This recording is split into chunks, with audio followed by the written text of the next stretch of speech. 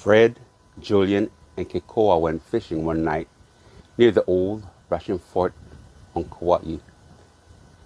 The place was known as Hipō by the ancient Hawaiians.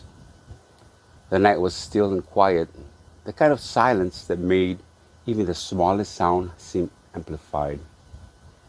Around 2 in the morning, as they sat around their campfire, a faint drumming echoed through the air, followed by low, haunting chants.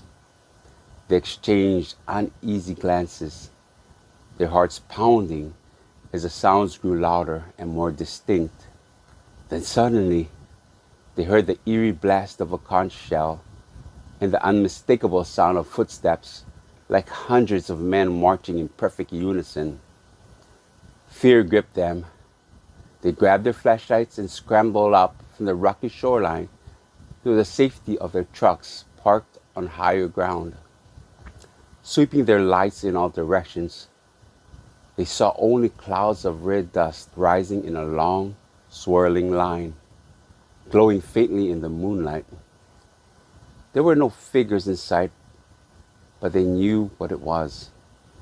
They were witnessing the O Hipō, the legendary night marchers. The old stories rushed back to them.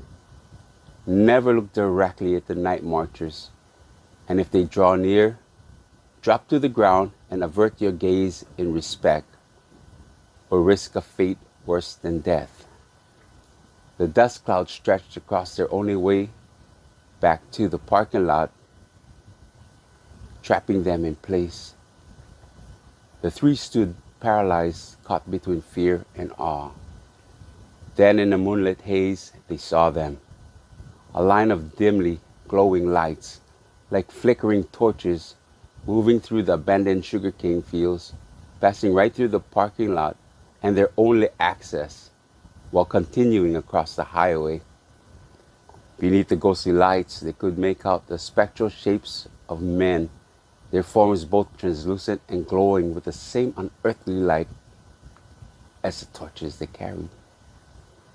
Fred, Julian, and Kekoa barely dared to breathe, watching in stunned silence until the last torchlight disappeared into the darkness. As a final glimmer of light vanished, they knew they couldn't stay a moment longer. With shaking hands, they packed up their gear, their once peaceful fishing trip, now just the shadow of a memory, replaced by a bone-deep chill they would never forget.